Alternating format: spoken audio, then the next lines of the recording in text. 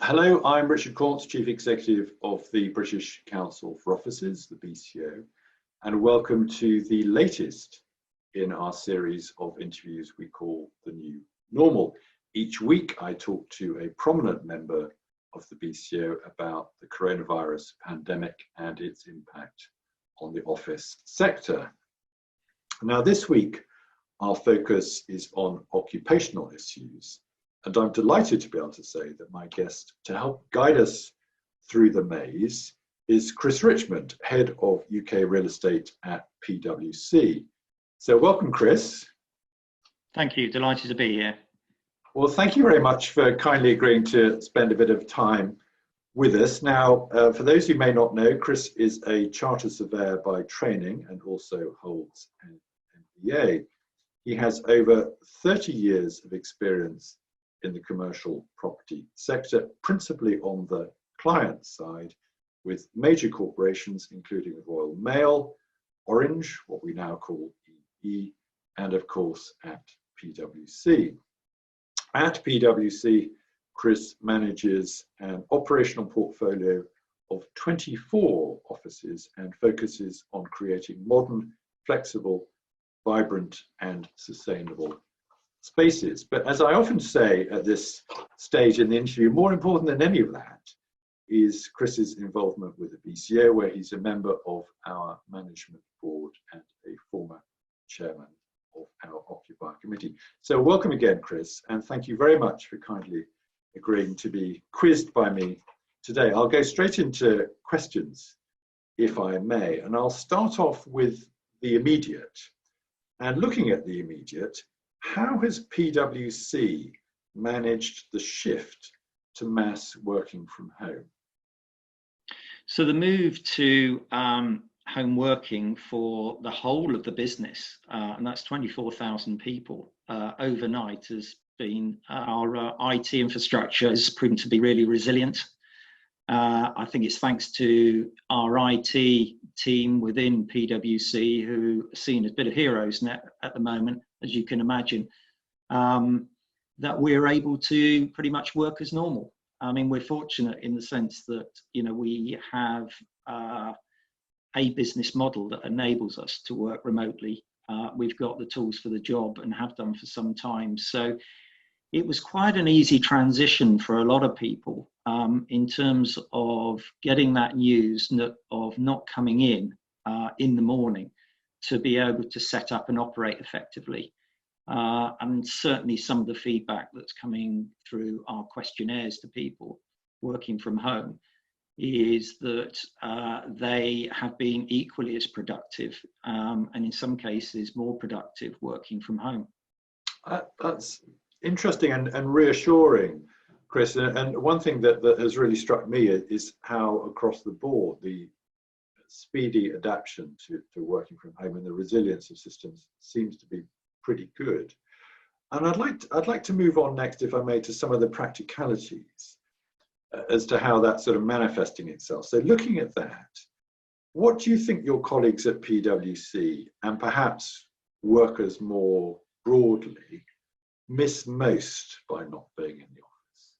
I think it's that collaboration and the ability to meet, have those informal discussions in the workplace, and simply get out of the home. I think a lot of us are feeling that the lockdown has reduced our freedom, our liberty in many ways. And I think going to the office at least twice a week, I wouldn't say every day, and that sense of belonging to an organisation when you go into the office is clear. Having said that, I think in terms of adapting to the way that we communicate, that's been very strong and very positive. Numerous video conferencing meetings that go on. I know, certainly within my immediate team on a regular basis, we're having at least 2 a day, for example, just connect with our immediate teams and then the wider teams. So, you know, in terms of the ways that we are connecting, it's just different. But I feel that it is mainly those informal connections with people, those informal conversations that we would have as we wander around the office, as we sit next to someone, as we pick up what's being said around us. Those are the bits that are being missed by the remote working we're going through at the moment. I very much agree, Chris. I mean, it is that, and I touched on this in a previous interview, it is what we might call serendipity. It's that chance encounter. It's the cliche of the meeting over the water cooler and so forth, which you can't get on Zoom, where everything is preordained. And I also agree on the demarcation. I think the people like going to the office generally. One of the reasons they like it is because there is that separation, at least to a degree, between work and home. But there's no doubt that people have adapted remarkably quickly, and accepting that, and we sort of touched on this a bit earlier, but to what extent do you think working from home might become the new normal? I think certainly the surprises that we're finding in some of the questionnaires that we're getting back is people that I don't think ever believed in the concept of working from home on a more permanent basis. I think there's been feedback along the lines of, I really was concerned that I wouldn't be able to stay connected. But I've had the conversations with my team. The team has been able to log on. No one's late. Everyone seems to log on, on promptly when they're on a video conferencing, which is quite interesting. I think everything's punchy. Actions are given and accepted. And then the call ends, normally because it's got a specified time to run. They feel still refreshed to take on the day, and you've still got a lot of productive time ahead of you. And the reason I think people feel that is because they haven't had to have that commute. And that's given them a lot more time back to feel relaxed and to spend time with their family. And so I think it really is the main benefit to people is the work-life balance and being able to be more productive because you've got more hours in which perhaps to have those thought processes, because it's not just the clerical work, it's not just the actual going through that process of having meetings. A lot of it is that quiet time to think about how things should be, or ideas for things that we're finding with people having more time. The punctuality point, Chris, is a very interesting one. And I confess I hadn't really thought about that before, but you're absolutely right. Since we now spend so much of our lives on Zoom as we are now, and Blue Jeans and Skype and Teams and all the rest of it, endless meetings, small to larger, people generally are very punctual, aren't they? It is extraordinary. Whereas when we met physically, they were, sometimes the usual suspects, but people would be far less so and would drift in. But I'd like to come back to the physical environment of the office, if I may. And why should we still, accepting what we've discussed, why should we still value the office? The office is always going to be a place for the office, a place that people come to, to feel supported, for that sense of belonging that I mentioned before. To feel part of something bigger than just themselves, and to get out of that feeling of isolation, and bring fresh conversation to the table in an environment that perhaps is inspiring. And I think quite often a lot of us are sitting in the same room day after day at the moment. But just by simply moving about into new environments, that has many impacts on your thought process and your ideas and your ability. I think the office does that. If you walk in the door and you feel inspired by the environment that you've got, if you feel inspired by the services within the office that you're receiving, by the support people are giving you, and likewise the support you're giving others, I think that's a tremendously powerful message and motivation for any of us. And I'm not sure we would get that longer term if we were all working remotely. I think that's absolutely right, Chris. And you obviously work for a business that has looked at the office seriously as a workplace, and the relationship between that physical environment and productivity more than most, certainly many. And and it does make an enormous difference. And if you look at the investment that flagship businesses have made in that physical environment to create something that really will add value, it's pretty obvious, I think, to me. I'd like to flip ahead, if I may, now for the time we have left, to post-crisis.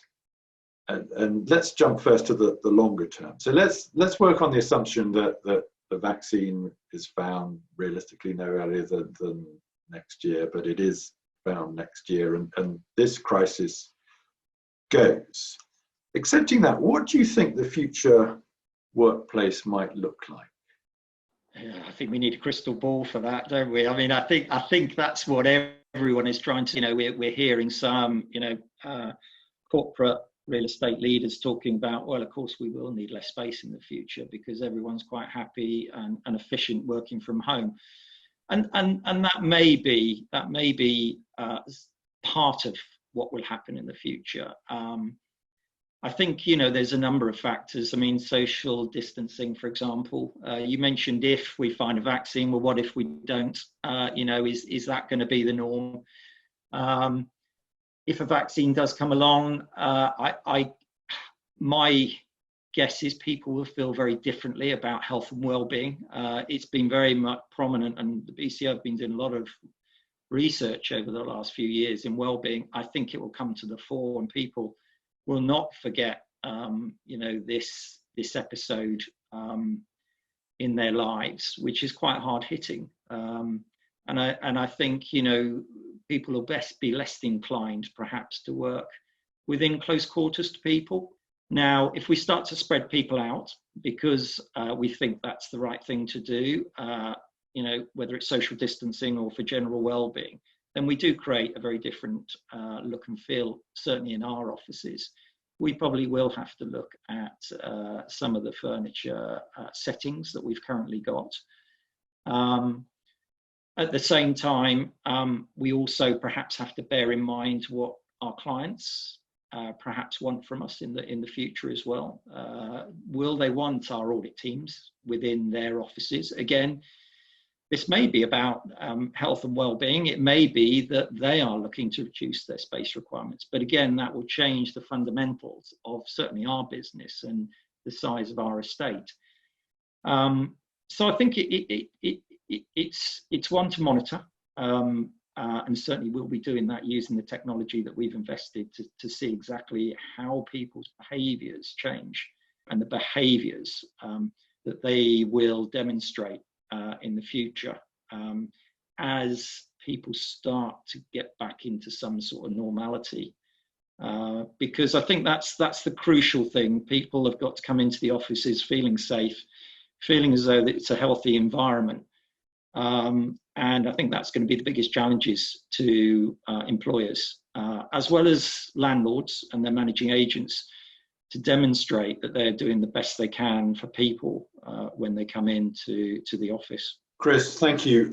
Sadly, we are now out of time. As always, it's been a huge pleasure to talk to you. I'm very grateful to you for spending a bit of time with me and the BCO to talk through these vitally important issues.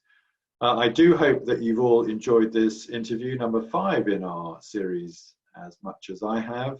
My thanks again to Chris Richmond from PwC for very kindly spending some time with us today. And from Chris and from me, thank you very much and goodbye.